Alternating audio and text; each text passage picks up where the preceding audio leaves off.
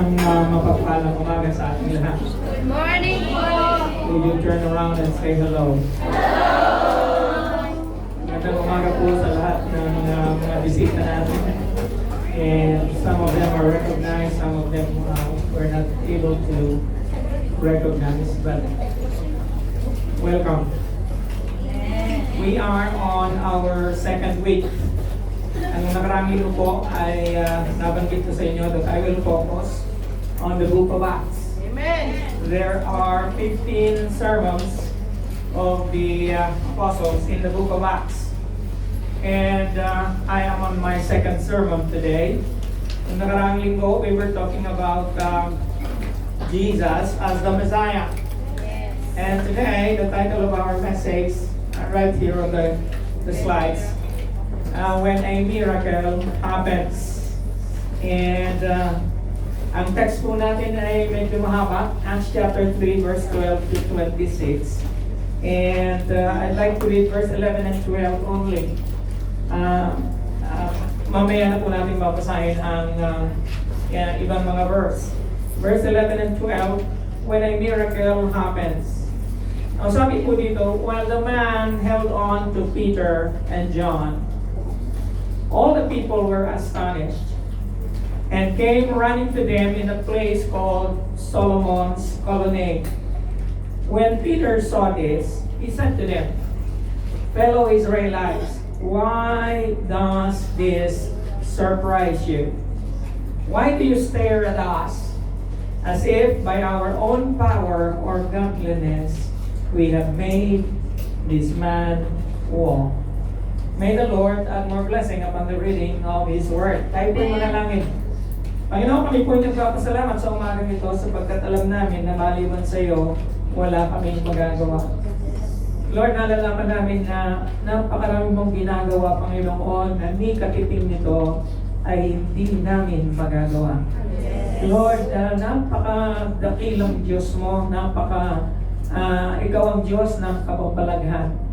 Ikaw ang Diyos na gumagawa ng napakaraming bagay na minsan ay di namin maintindihan. Sapat na, Panginoon, ang aming madama, sapat na aming makita ng aming mga mata ang mga kababalaghan ngayon.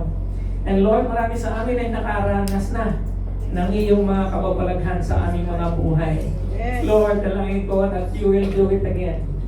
Lord, dalangin ko na gagawin mong muli sa aming ngayong umagang ito, Panginoon, gagawin mong muli sa aming mga buhay. Lord, napakarami po naming mga pinapasan, napakarami po namin, Panginoon, mga alalahanin na sa aming isip lamang ay di namin alam kung ano ang aming gagawin. Dalangin ko nga nagagawa ka ng isang bagong bagay. Na Lord, hindi lang gugulat namin, Panginoon, ngunit kaming lahat, Panginoon, ay muling magnanasa na maranasan namin, Panginoon, ang iyong kapangyarihan. Salamat sa araw na ito. Sa iyo ang lahat ng papuri at pagsamba sa napakatamis na pangalan ng aming Panginoong Jesus, at ang lahat po ay magsabi ng Amen. Nais ko pong tanungin kayo ngayong umagang ito, meron na ba kayo, nakaranas na ba kayo ng himala? Yes! Nakakita na ba kayo ng patay na muling nabuhay? Hindi kayo nakaranas. Alam niyo, minsan, philosophically, okay, sa filosofiya, bawat araw ay isang himala. Kaya lang kung ang Panginoon ang gagawa ng himala, yan po ay kagila-gilalas, yan po ay hindi kapani-paniwala, ngunit nangyayari siya. Amen? And isa sa mga kababalaghang ginawa ng Panginoon ay makikita nga natin dito sa Acts chapter 3. Nung araw na yon, isang araw, si Juan at saka si Apostol Pablo ay papunta sila sa templo dahil yun ay oras ng panalangin. And it's again 9 o'clock.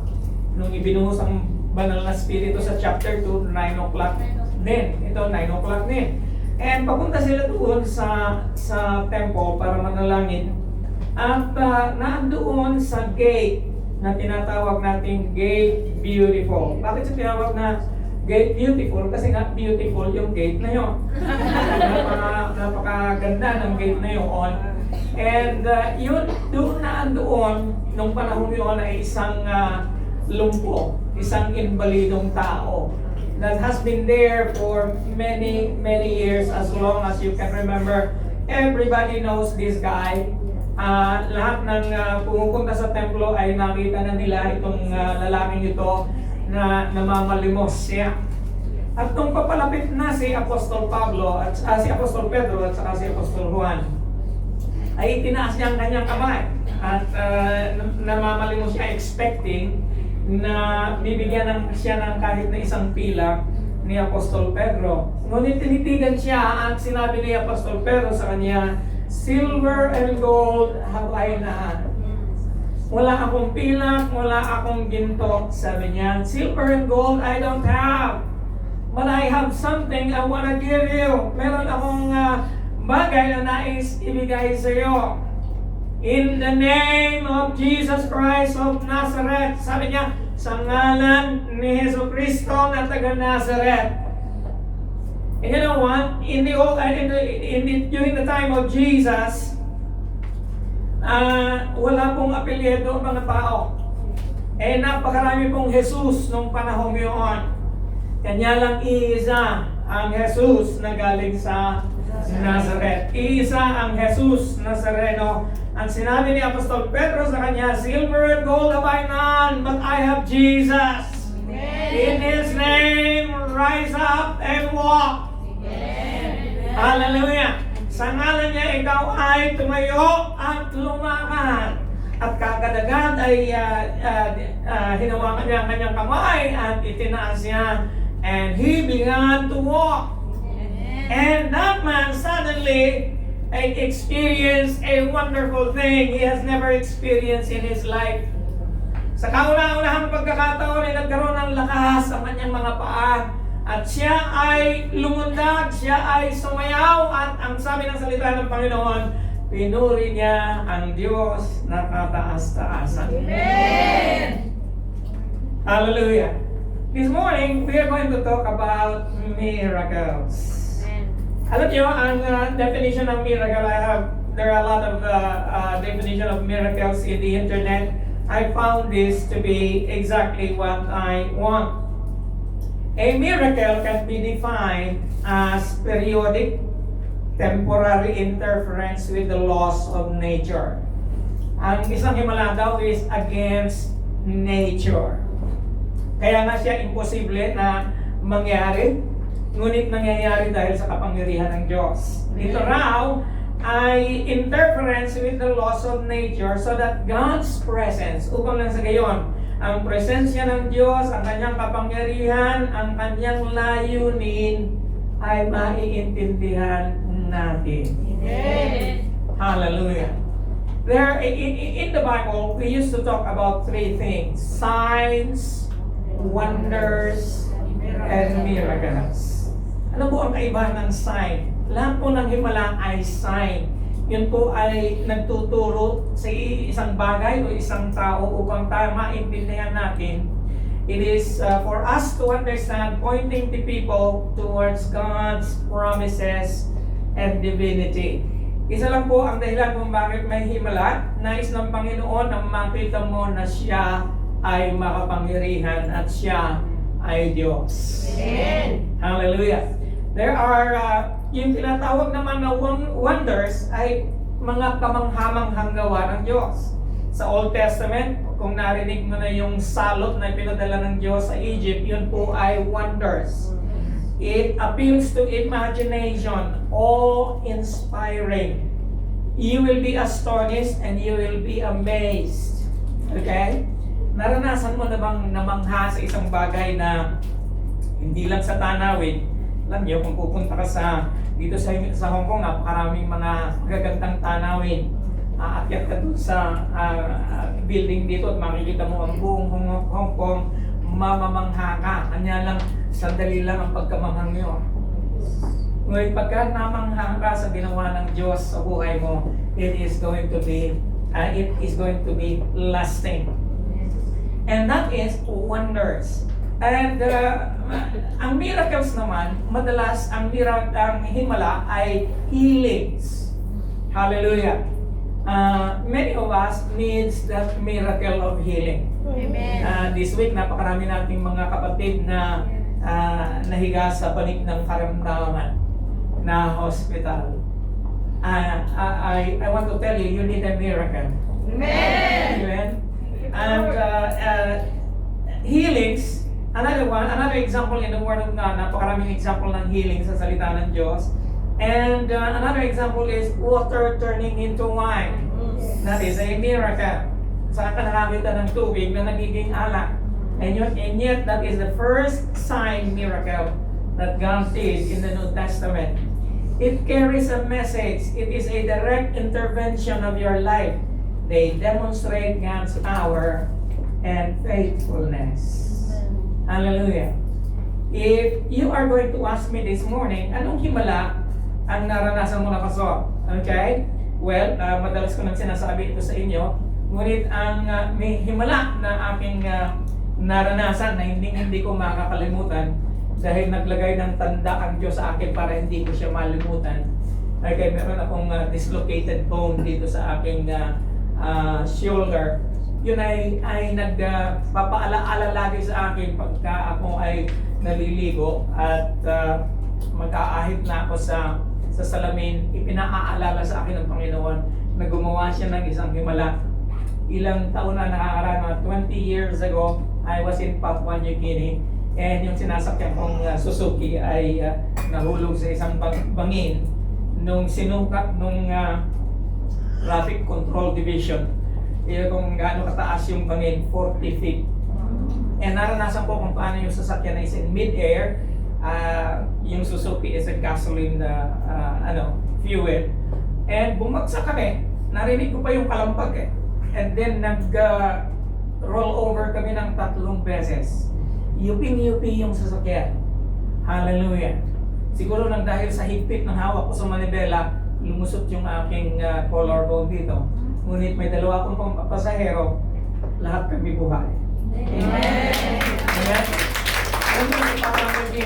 May mga tribo doon at yung isang tribal chief, lumapit siya sa akin. You must be something. Pakarami ng mga sasakyan ang nahulog dito, lahat sila pakain. Kayo ang kauna-unahang mga nahulog dito na buhay. Amen. Amen. Naalala ko pa yung aking secretary na kasi nasa aking katabi ko sa front seat. Yung aking secretary noon na nasa mid-air na kami, sumisigaw siya ng Jesus! It is the longest and the loudest sound of Jesus I have ever heard in my life. And if there is anything that saved us, if there is any reason for the miracle of our salvation, His name is Jesus. Meron akong kasama isang student na nasa likod. Estudyante namin siya sa vocational center. At we are a Christian school. Yun ang pinamamalaan ko sa Papua New Guinea. Siya yung isa sa mga estudyante namin na napakahirap mong makonvince. Hindi, ayaw niyang tumanggap sa Panginoon. Sabi niya, walang Diyos. Hallelujah. Pagkatapos ng aksidenteng yun, lumuhod siya sa akin at sabi niya, pag-pray mo ako, gusto ko nang tanggapin si Jesus. Amen. My friends, the miracles did not cease. Okay? The age of miracles has not passed. The miracle worker is still alive. Amen. And His name is Jesus Christ. Amen. Minsan may mga bagay-bagay tayo, naranasan mo na ito, masasabi ko, madalas mong nararanasan ito. Nang wala ka na. Lahat ng madalas na nakakaranas nito, taas ako. Walang ka na. Hindi pamasahe, papunta dito sa church, wala ka na. And then you pray, Lord, paano ako makakarating? Lord, paano ako gusto kong mag-church? And suddenly, out of nowhere, somebody paid for you. I tell you, hindi ko naman sinasabi na lahat ng nangyayaring ganun ay wala. Ngunit, madalas, nag-i-intervene si Lord sa ating mga circumstances, and that is just a simple miracle to Him. Amen. Minsan hindi ko na makabayad ng utang. ginugulo ka na ng napakaraming tao. Okay? And then suddenly the Lord bailed you out. Amen. That in itself for me is a miracle. There are 4 things I want to share with you concerning miracles. What happens when a miracle happens? Anong nangyayari pag may isang himala na nangyari katulad ng nangyari dito sa kay Apostol Pedro at sa kay Apostol Juan? Pinagaling niya, ginamit sila ng Diyos upang pagalingin ang inbalidong taong ito na namamalimos ng napakaraming taon. Hallelujah. And today we are going to talk about things that we can learn from this miracle. And katulad nung nakaraang linggo, hindi nyo lang manapansin na ibinuhos ang banal na spirito, ngunit nung nag-start ng preaching si Apostol Pedro, nag-divert siya.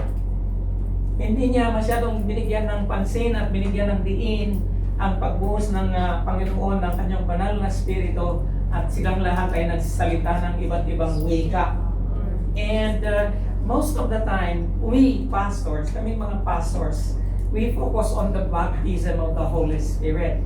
And yet, nung nakaraang linggo, sinabi ko sa inyo na more than the baptism of the Holy Spirit is to know and understand and to have in your life the most precious thing you can ever have. And His name is Jesus Christ. Amen. Ganyan din ngayon. Makikita natin na nag-divert si Apostol Pedro. Okay? And yet, it concerns our relationship with the Lord Jesus Christ. And yet, kasama ngayon, ang nangyari sa lalaking yun. Basahin natin kung ano yun. So, the first thing that you need to understand about miracles is may requisites siya. Ano ang requirement sa himala? It is always faith. Yes. Okay? Laging pananampalataya. Ano nga ulit ang definition ng faith? Faith is the hope, the substance of things hoped for. And sabi po dito, the God of Abraham, Isaac, and Jacob, the God of our fathers, has glorified His servant, Jesus. You handed Him over to be killed. Here again is the same refrain. Bakit? Kasi bago yung audience niya. It is not the same audience on the day of Pentecost. The following chapter na ito, iba na ang audience. Sabi niya, you handed Him over to be killed. Can you imagine a preacher telling his audience, pinatay niyo siya? Okay? You are all murderers here, sabi niya. And you disowned Him before Pilate. Hindi niyo siya tinanggap sa presensya ni Pilato. Though he had decided to let Him go. Na-pronounce na ni Pilate na Jesus was innocent. And yet, they do not want to let Him go. You disowned the Holy One, the Holy and Righteous One. Inayawan nyo ang banal at ang matuwid na tao. And ask that a murderer be released to you. You killed the author of life. Pinatay nyo ang may akda ng buhay.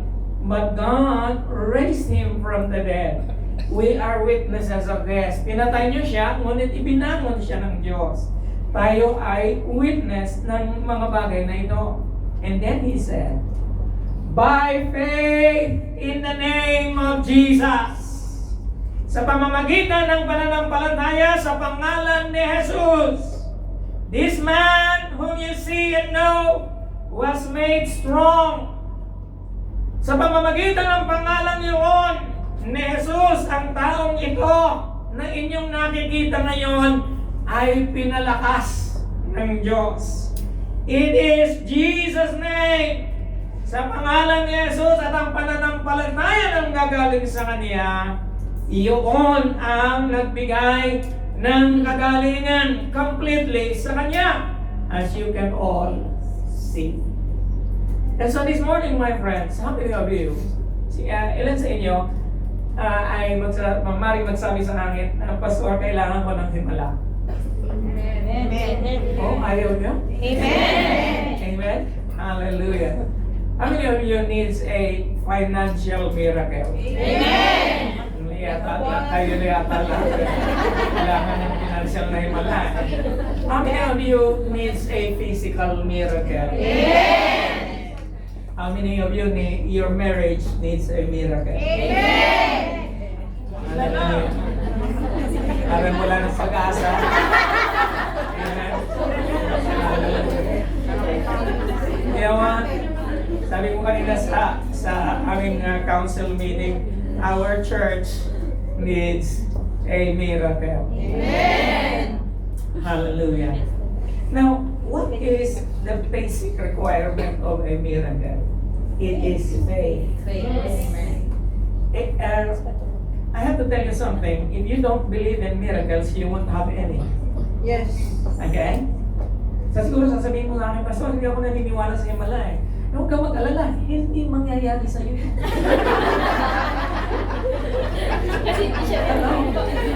Ano problema mo kung hindi ka naniniwala sa iyo? Pala hindi naman mangyayari sa iyo. So don't bother coming to me and telling me after the service, Pastor, I don't believe in miracles. It's okay. It's not going to happen to you. You know why? Because expectancy is the atmosphere for miracles.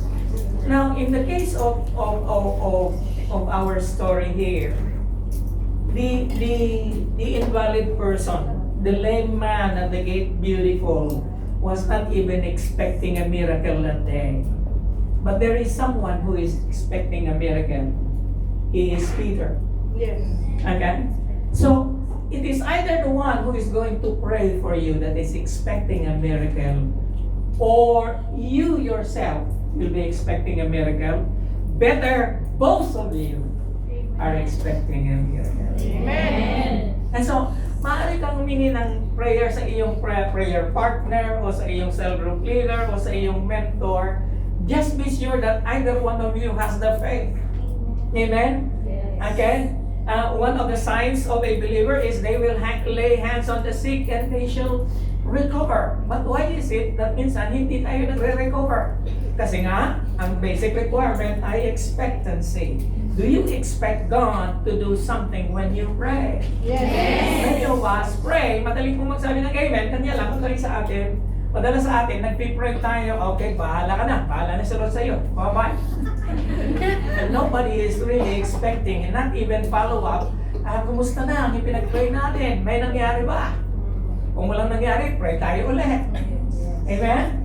Hallelujah. Hindi ko ginagarantiyahan sa inyo na every time you pray, magkakaroon ng result. Alam na natin yan.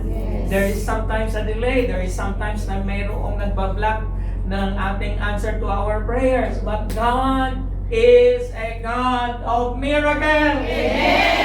And He still answers prayer. But there must be expectancy. Kaya ngayon na nagpipray, kung ini-expect nyo siya, dapat meron kayong journal, isinusulat ninyo yung inyong mga prayer request, and then tinatandaan ninyo, and then you are expecting na sasagot ang Panginoon, at kung sumagot na siya, lalagyan mo siya ng check, and then magpapatutuo ka kanino man, or sa ating chat group. Hey, I want you to know that God is good. Sinagot na ang aking panalangin. Ikakasal na ako sa linggo.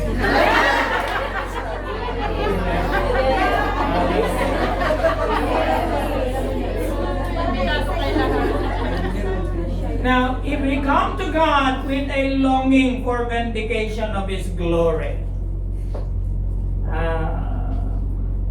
minsan na, may Tagalog eh.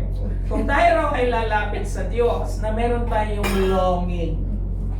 And you know what? The longing must be for the glory of God. Amen. All miracles is not for the sake of us. Okay? Here is something I want you to understand.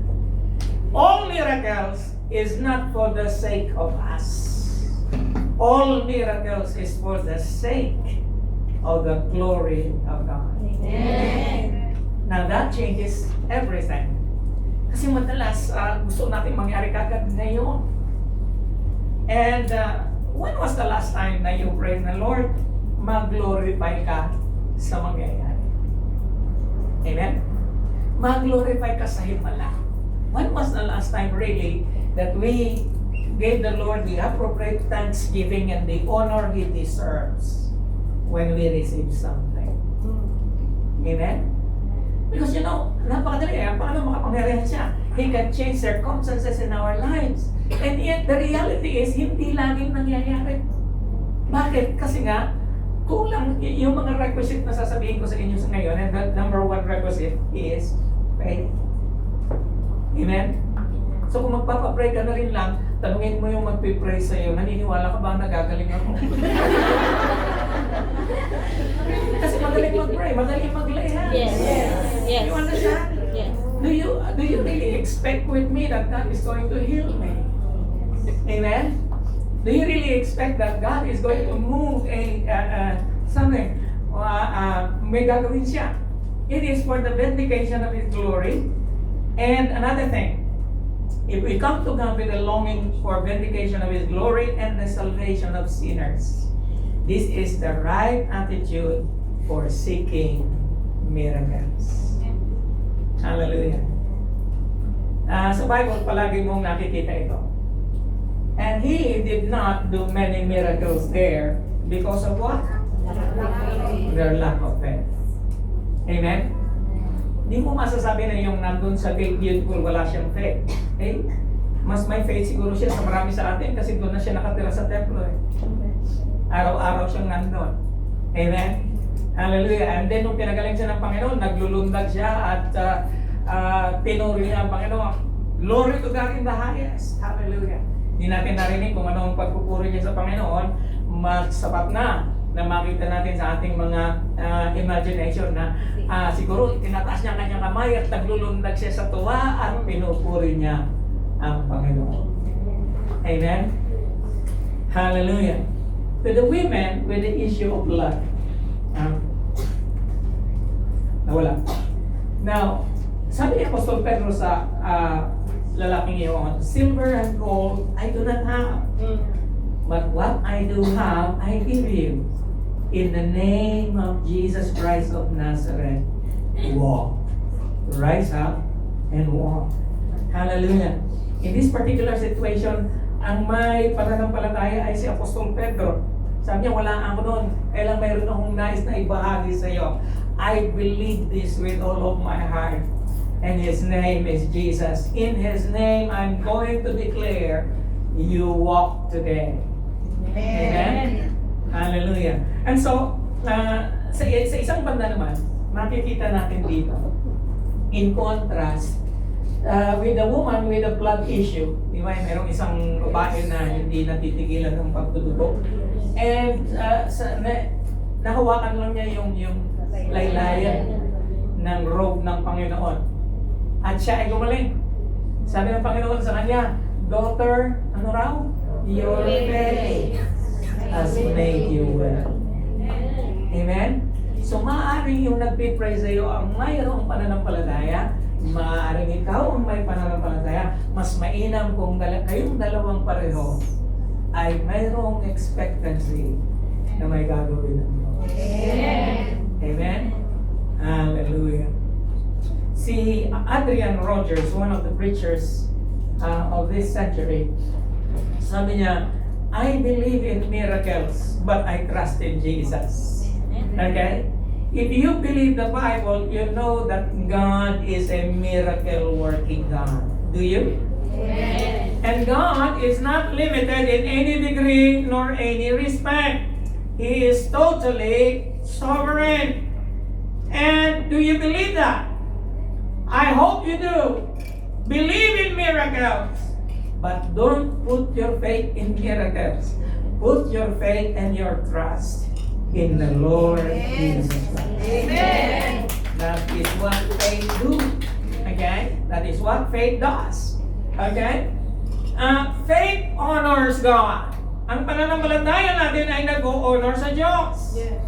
And then, God honors faith in the same way. Okay, I'll say that again. Faith honors God, and God honors faith. Ang pananampalataya daw ay nagbibigay pugay sa Panginoon, at ang Panginoon ay nagbibigay pugay sa pananampalataya. That brings us to the second. So, the first requisite is faith.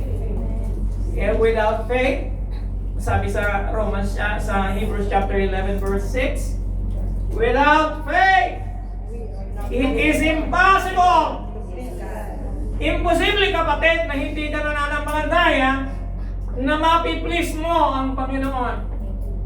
No wonder many times we don't see the finger of God move in our lives simply because we do not have faith.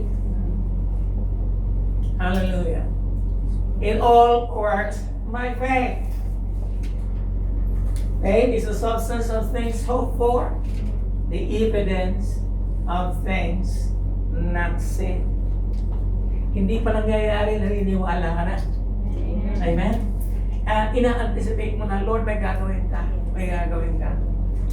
And minsan, mas mainam na ikaw ay desperate.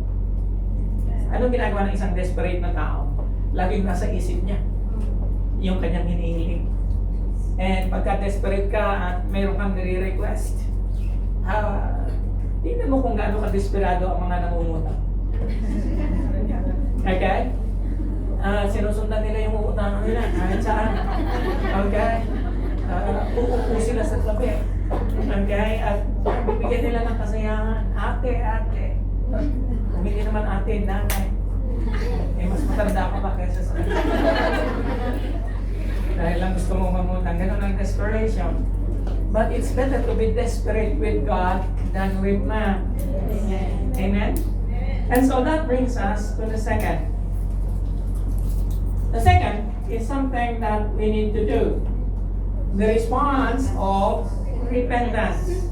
Now, fellow Israelites, I know that you acted in ignorance as did your leaders. In what? They acted in ignorance in putting Jesus on the cross.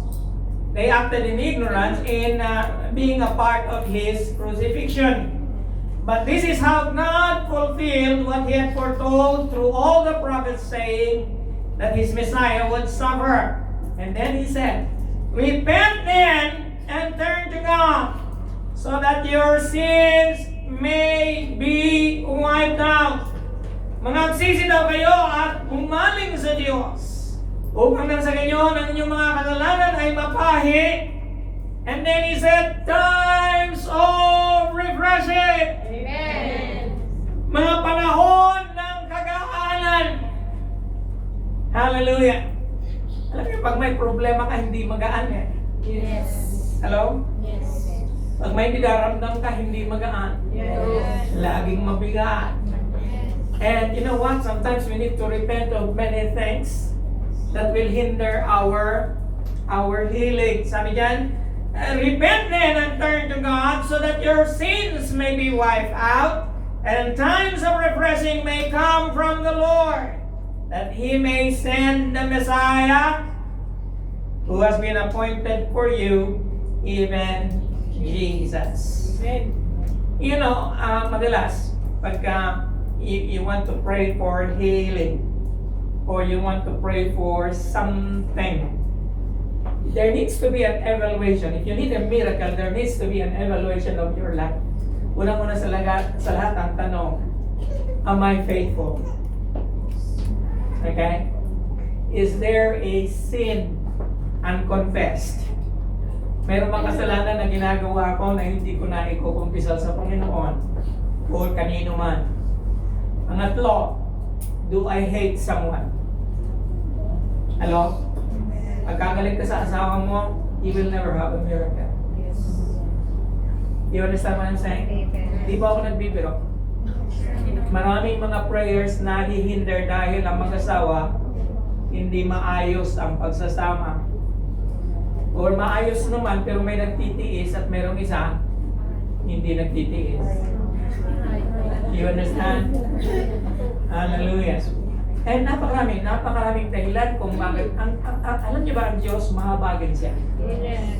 Kanya lang, may mga bagay na hindi siya hindi niya magagawa hanggang hindi na natin na mimit yung kanyang idea.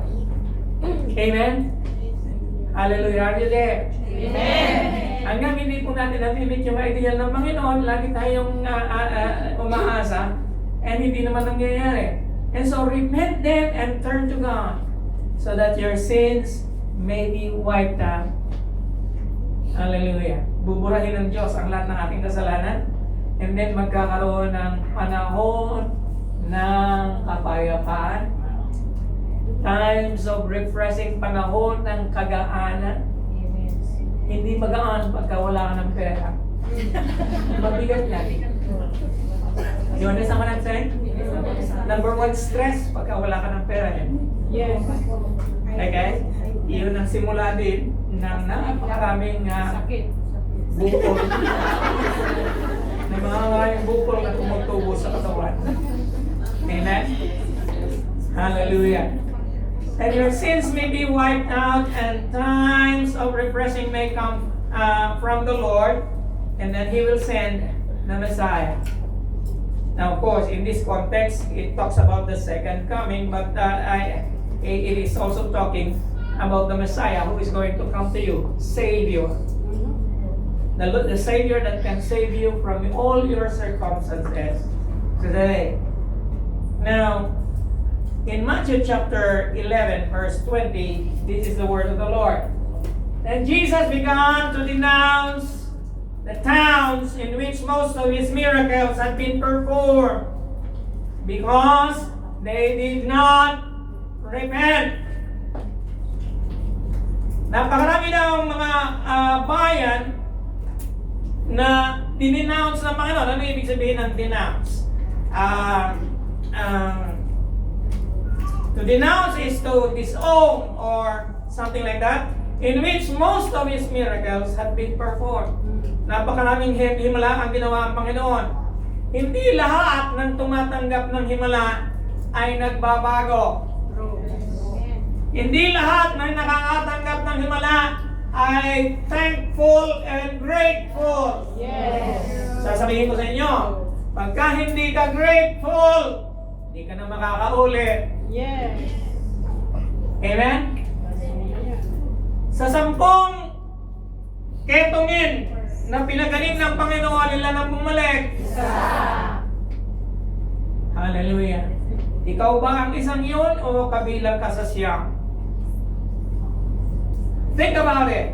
When was the last time the Lord answered your prayer? That's nice. You better make a memorial out of it. Amen? Amen. Hallelujah. Minsan, madali sa atin ang humingi. Yes. Pero mahirap sa atin ang maging grateful. Yes. Amen? Miracles don't necessarily result in repentance and faith. Katulad ng sinabi ko sa inyo, 10 lepers, only one came back to give thanks. Okay? And alam niyo, minsan, pagka ikaw nakakaranas nito, ano ang nararamdaman niyo pag nagpadala ka ng 20,000 sa Pilipinas, pero wala man lang text na thank you. Lahat na nakakaranas ito, taas ang kamay. Amen. Sumasama ang loob mo o hindi? Sanay na, mas doon. Sanay na. Alam mo, kasi martir ka. Okay? Now, kung masama ang loob mo dahil hindi nag-thank you sa'yo, yung pinadalhan mo ng pera, ano kaya ang damdamin ng Panginoon? Ano kaya ang damdamin niya? Hallelujah. And then we begin to ask Him again over and over. And suddenly we realize that God is not as good as He was before.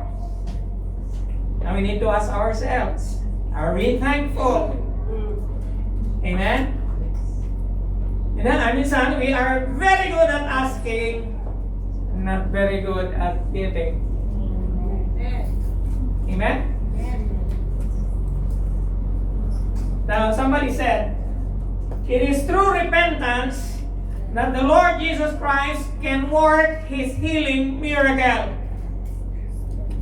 infusing us with strength when we are weak, health when we are sick, hope when we are downhearted, and love when we feel empty, and understanding when we search for the truth. Ang ugat ng lahat ng sakit ay kasalanan. Yes. Bakit? Ang ugat ng kamatayan, kung walang kasalanan, kung hindi nagkasala si Adan at saka si Eva, walang kamatayan. Amen. Bakit namamatay ang tao? Maliban sa pagtanda, ay dahil sa sakit. Amen? And so, we need a re-evaluation of our lives. Lord, si David, ang prayer niya, Lord, see if there be any wicked ways in me. Cleanse me from every sin and set me free. Minsan din natin kayang i-evaluate ang sarili natin eh. Humingi tayo ng tulong sa banal na Spirit o sabihin natin sa Kanya, Lord, paki-evaluate nga ako. Amen? And you know, tapos na natin pinag-usapan ng repentance, di ba? Ang repentance, hindi lang pag-iyak eh, hindi lang paghagulhol.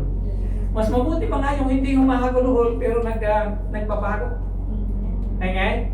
Kaysa sa humahagulhol, hindi naman nagbabago. Ang tawag doon, crying lady. Amen?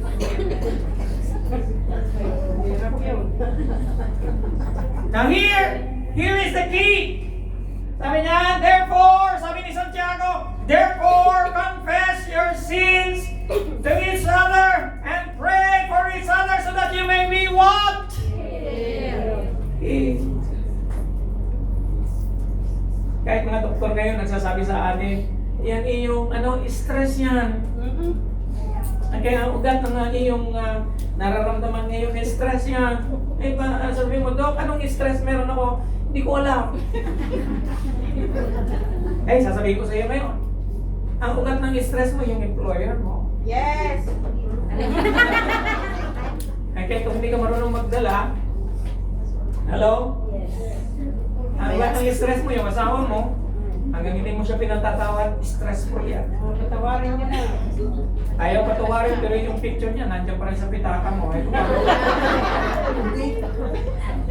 paano ka gagaling? Amen? And many other things. Kaya nga, hindi ko masasabi sa inyo ang lahat kung ang dahilan kung bakit hindi nangyayari. Kaya lang, we are encouraged to confess our sins to each other. Huwag naman sa lahat, may iskandalo kami. Amen? Sa mga pinagkakatiwalaan mo na iyong mentor or somebody that you look up in the faith, begin to pull her somewhere in a corner and I said, Sister, gusto ko lang na i-release sa'yo ang lahat ng kabigatan sa buhay ko. Okay? And then you two talk.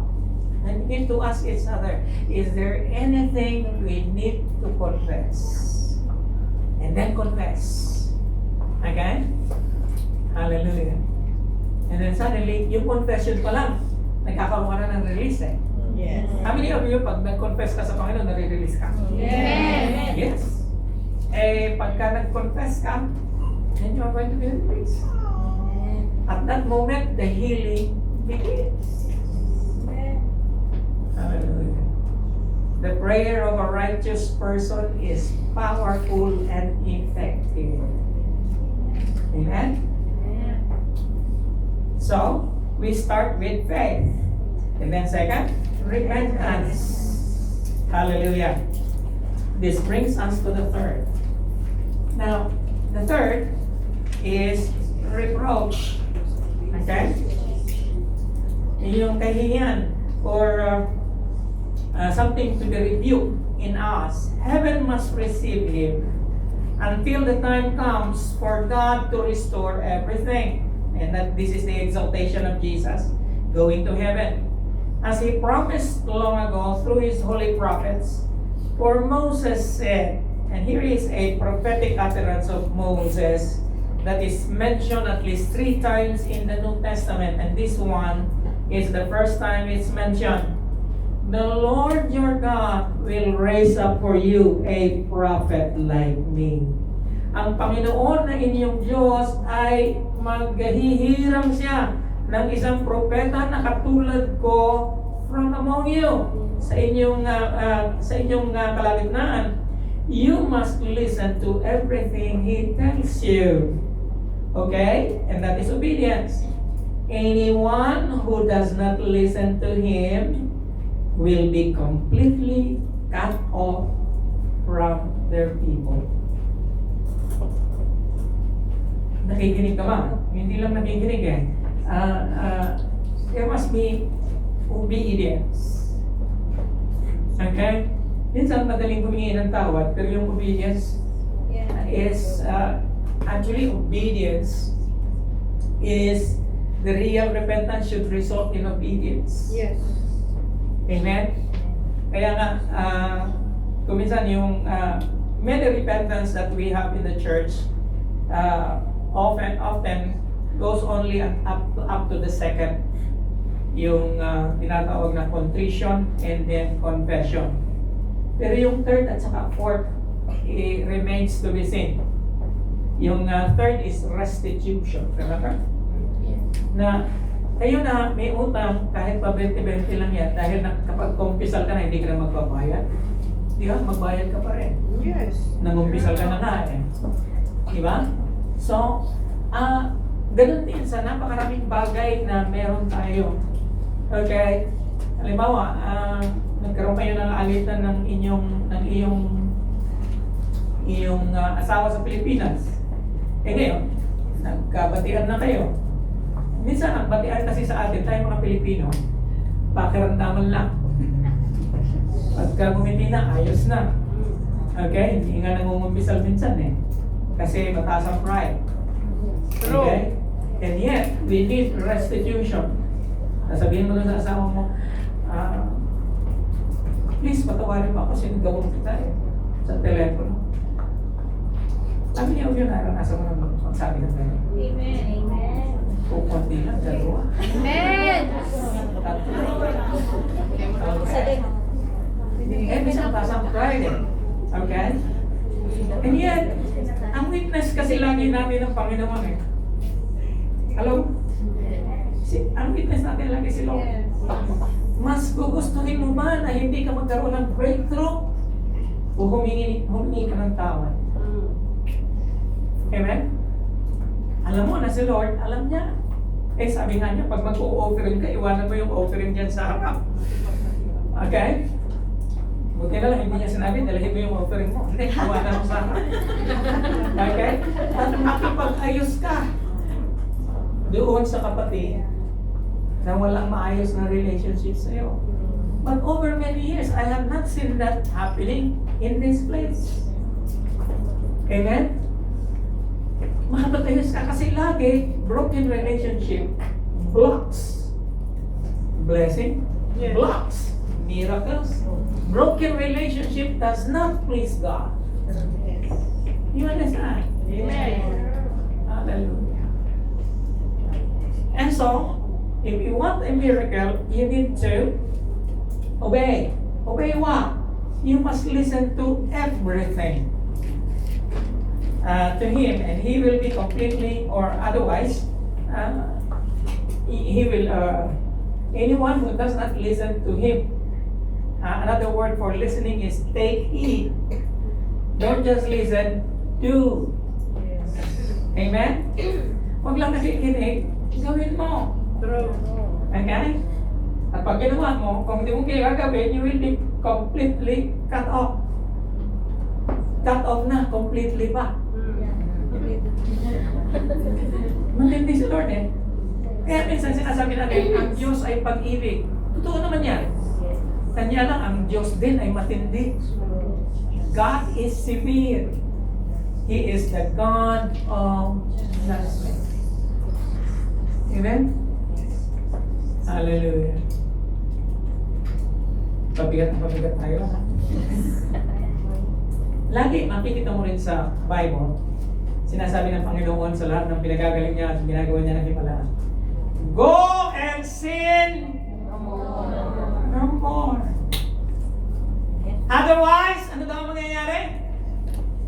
A worse thing is going to happen to you. Umayo ka at huwag mo nang gagawin uli ang ginawa mo. Sabi niya doon sa woman who was discovered to be in an adulterous relationship. Sabi niya, go and sin no more. Because if you still sin more, a worse thing is going to happen to you.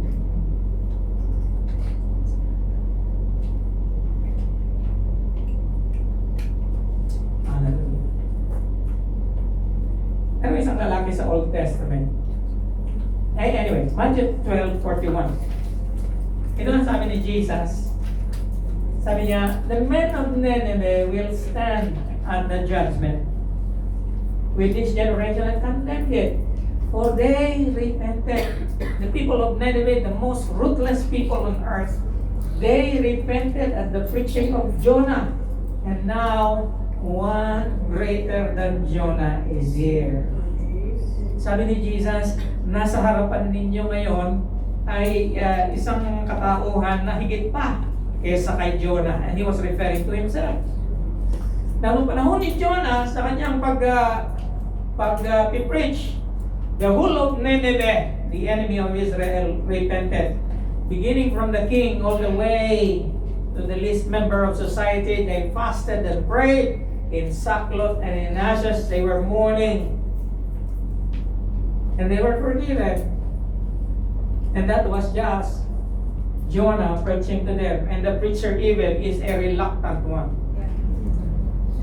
Galit pa yung preacher. Pero naniwala silang lahat. Na hindi naman ako galit sa inyo. Okay? But there is someone greater than Jonah. And his name is Jesus Christ. Amen. Mas marapat lamang na nasundin ninyo siya kaysa sa kay Jonah.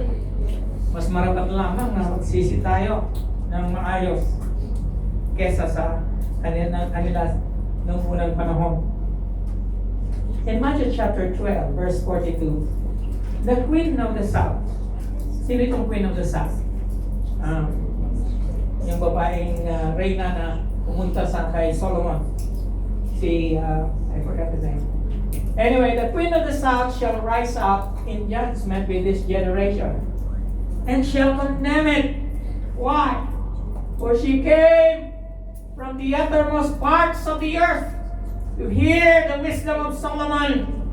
And behold, a greater than Solomon is here. Ilan sa inyo galing pa kayo sa Chunmoon? Anong taga Chunmoon dito? Chunwan. Sa Chunmoon, malayo na yun. Dulo na yun. Hallelujah. And yet, nandito kayo. Amen. Praise God. Kahit na mahal ang pamasahe, nandito kayo. Amen. You're not coming here because I am here. Okay? You're not coming here because of Lifeway. That is a wrong motivation. Amen. You're not coming here because you have a ministry. No, you're not. If that is your reason for coming here, you are of all men most miserable. But you are coming here for only one purpose and for only one name. Jesus. And his name is Jesus. Amen. He is worthy to be obeyed. He is worthy to be worshipped. He is worthy to be served. Amen. Hallelujah. Hindi ka rin napunta dito para magpa-cute lang. Amen. Amen? Hallelujah. You are here because, hallelujah, to worship the one and only. Amen. And his name is Jesus. Now, meron isang figure sa Old Testament, ang pangalan niya si Naaman. And Naaman was a general in the army of Persians yata. Niya lang may problema siya, may ketong siya eh. Na yung panahon noon ni Naaman, wala pang gamot sa ketong.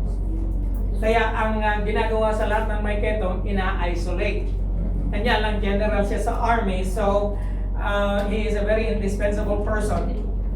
Mabuti na lang itong si Naaman, may OFW na kasama sa bahay. Okay? May servant siya na babae. Sabi ng servant na babae sa asawa niya, meron kaming prophet sa sa Israel. Kung makakapunta lang sana si amo. Hallelujah. Gagaling siya.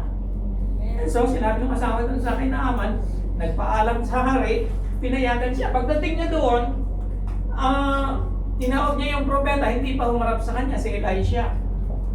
Okay? And sabi ni Elisha sa kanya, itubog mo ang sarili mo sa Jordan River. Ngayon, sabi ni Naaman, wala namang kaklas-klas ang Jordan River. Okay? No, exactly yun ang sinabi niya. Bakit hindi doon sa Parpar? Okay? May swimming pool doon. Okay? It is worthy of my name. Amen? So, nagdabog siya, pauwi na siya, pinigilan siya ngayon ng OFW. Si amo naman, andito ka na lang din, bakit hindi mo i-try? Try lang. Amen? Mabuti lang na-persuade yung si Naaman. Sige na, sumunod. Tinubog niya ang kanyang sarili. Galit na siya, kasi sabi ni Elisha, 7 beses mong itutubog. May nakaka-anim na siya, ganun pa rin. Sabi niya, bantay ka. Tinubog niya ulit ang kanyang sarili sa 7 beses. Pag-ahon niya, wow, ang kanyang skin is like a baby. Now, tingnan niyo si Naaman. Pag-ahon niya, sabi niya kaagad kay Elisha, inofera niya ng bag of silver and gold. Amen. Please receive this. Okay? Now, sabi then may sinabi pa siya kay Elijah. Sabi niya, hindi ako pwedeng sumamba sa Diyos ninyo ngayon. Dahil pag uwi ko may Diyos ang aking hari. Ngunit ako ay naniniwala sa Diyos ng Israel. Amen. So, nagbago na ang allegiance. Ganon din tayo, kapatid. Pagtatanggap ka ng himala sa Panginoon, gawin mo yung dapat mong gawin. Okay? Hallelujah. And that is obedience. Sabi dito, humble obedience. Pride brought Naaman low, but obedience lifted him up. Your obedience unlocks the miracle that God has already done. Amen? Amen. Lahat ng gustong makaranas ng himala, magkakaroon ka ng himala kung ikaw ay now you see, now you don't. Amen? Hallelujah. Magkakaroon ka ng himala kung ikaw ay neither hot nor cold. Hindi. Obedience is key. Sabihin mo sa katabi mo, last na. Number 4. There is a particular revelation. When God does a miracle, there is a revelation that is going to be revealed to you. And that is a blessing. Indeed, beginning with Samuel and all the prophets who have spoken upward told these days, and you are heirs of the prophets and of the covenant God made with your fathers. He said to Abraham, through your offspring, sinabi niya kay Abraham, sa pamamagitan ng iyong binhi. Hindi niya sinabing mga binhi, isang binhi lang. Bakit isang binhi lang? Kasi isa lang ang anak ni Abraham, na magiging pagpapala sa lahat ng tao sa buong mundo, ang kanyang pangalan ay si Kristo Jesus. When God raised up His servant, and this servant is no other than the Lord Himself, He sent Him first to you to bless you by turning each of you from your wicked ways. Now here is the revelation. More than the miracle you desire this morning is one miracle that tops everything. The greatest miracle in your life is to be born again. Amen. The greatest miracle in the life of anyone is your salvation.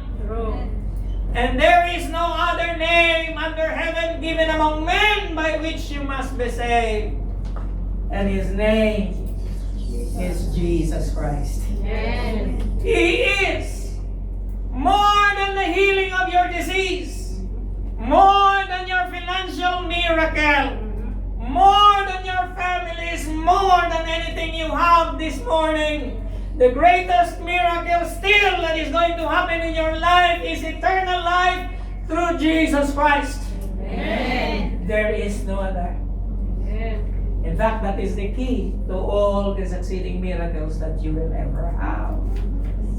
You must be born again. It is a blessing that has been promised to Abraham. Ano si Abraham, sabi ni Lord sa kanya, ang iyong mga anak ay magiging katulad ng mga bituin sa langit at buhangin sa dalampasigan. Matanda na si Abraham nung nagkaanak siya, di ba? 90 years old na siya, or 100. Isa lang ang nakita niyang anak, si Isaac.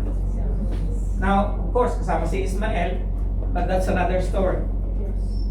Isa lang ang nakita niya, si Isaac lang. Paano naging katuparan yung mga bituin sa langit na ganun kadami ang kanyang anak? Ang katuparan nun ay ikaw at ako. Amen. We are the children of Abraham by faith. Because the seed that was spoken here is not even Isaac. The seed that was spoken here is the Lord Jesus Christ. Amen. Hallelujah. Si Billy Graham, sabi niya, the greatest miracle, si Richard Roberts pala, the greatest miracle of all is the salvation of a person's soul. Because out of that salvation, there will be more miracles. But the greatest one of which is that you are born again. Why? Because this miracle is forever. Amen. Amen? It guarantees you eternal life. Ang buhay, kapatid, hindi lang yung nakikita mo dito. Okay? Mabubuhay ka dito sa lupa, tops, kung malakas ka, 100. Okay? And yet, marami sa inyo hindi aabot ng 100 eh. Okay? Maring hindi ako umabot ng 100. Okay? And yet, I am going to spend my life in eternity. Amen. Gano'n ka raming taon yung eternity? Billion taon. Hindi maikukumpara sa eternidad. Everlasting life. You understand? And yet, pinag-uusan natin ang panahon, itong maikling buhay natin dito sa lupa, hindi natin binibigyan ng pansin ang buhay na walang hanggan. In Hebrews chapter 2, verse 3 to 4, how will we escape if we neglect so great a salvation? After it was at first spoken through the Lord, it was confirmed to us by those who heard. God also testifying with them both by signs and wonders, and by various miracles, and by the gifts of the Holy Spirit, according to His own will. You know, signs and wonders and miracles are an everyday reality to a born-again believer. Amen. Hallelujah. Kaya napakahalaga na ikaw ay nakaranas ng born-again experience. Bakit? Eh kasi nga ito ang katuparan ng pangako ng Diyos kay Abraham. Okay? Let's skip that. Galatians 3:29. Kung ikaw ay na kay Kristo, okay? Then you are Abraham's seed, and you are heirs according to the promise. So napakalaga ng relationship natin sa Panginoon sa Kristo. Bakit? Kung ikaw daw, hallelujah, ay na kay Kristo. If you are born again, if you receive the Lord as Lord and Savior of your life, He is the promised seed. Amen. And your personal relationship with Him guarantees you that you are Abraham's seed. And if you are Abraham's seed, you are heirs, tagapagmana ng ano? Ng mga pangako na ibinigay sa Kanya. Yes. Hallelujah. Madalas ginagamit ito ng prosperity preachers kasi napakarami sinabi ng Panginoon kay Abraham, okay, I will bless you and in your coming in and your going out. As a matter of course, pagka anak ka ni Abraham, lahat ng iyon ay maaangkin mo. And so you are asking for miracles. And yet the greatest miracle is to be born again. Okay? And yet, you are also, you deserve healing, you deserve a financial breakthrough, you deserve all these things. But we need to have faith. We need to repent.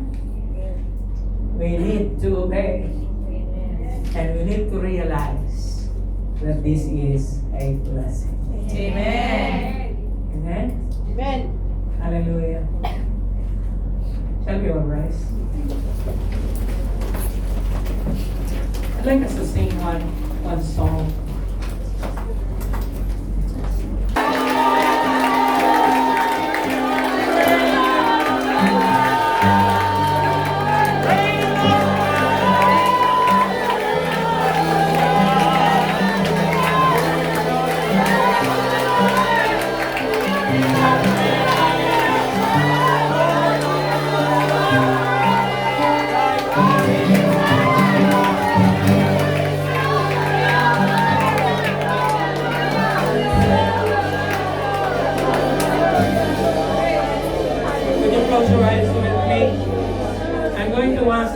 That is sick in the body to come forward.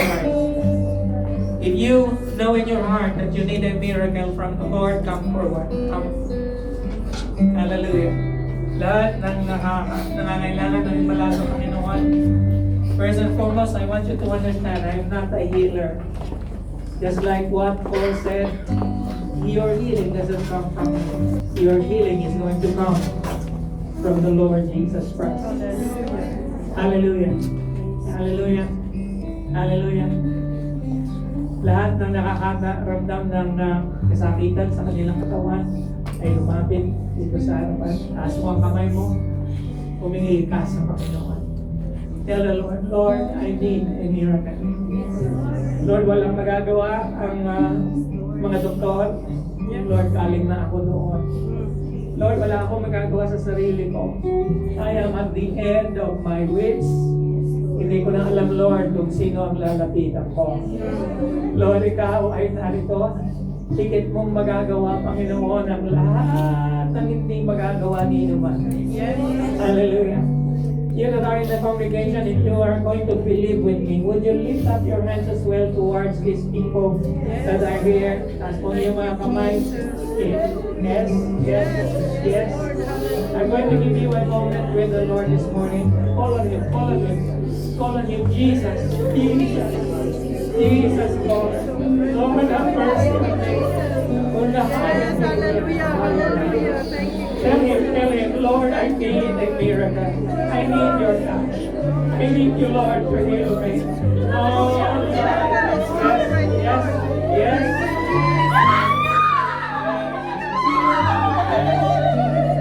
yes. Yes, Lord. Yes, Lord. Yes, Lord. Hallelujah. Hallelujah. Silver and gold.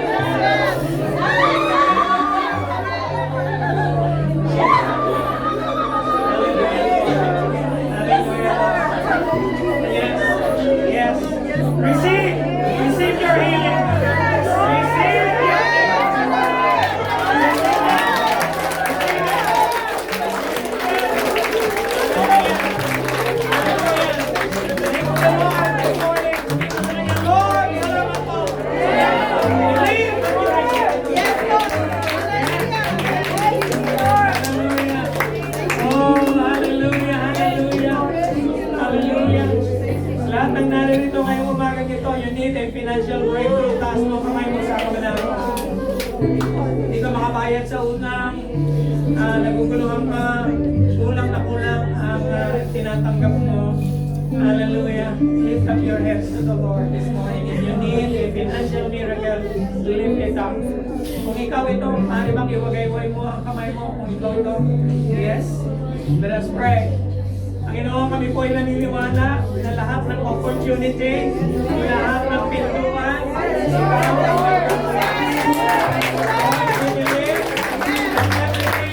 Lord, you are able to provide. Father, in the name of Jesus, I pray that everyone that's lifted up their hands this morning, Lord, will receive a financial breakthrough. Now, a financial breakthrough in the name of Jesus. The Lord, matatanggap nila ito, Panginoon, and you will be glorified. Lord, we thank you for the healing that you have given this morning.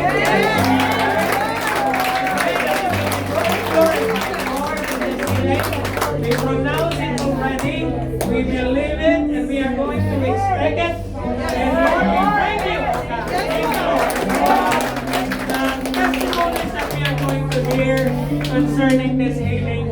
Panginoon, salamat po na ginagawa mo ang gagawin mo, Panginoon. And Lord, salamat po na we are not going to be frustrated, Lord, because you are the Lord of our bodies. You promise, Panginoon, I am the Lord your God that healeth you. Hallelujah. By your stripes, Lord, we are healed and we claim this promise. Salamat po, Panginoon. Dalangin ko na ang bawat isa ay makatanggap, Panginoon. Lord, salamat sa natanggap din. Salamat, Panginoon, sa pananampalataya. Salamat, Panginoon, sa pagsisisi. And salamat sa panibagong buhay na ipinagkaloob mo sa bawat isa. Lord, you deserve all the glory. One more time, let us sing the Lord.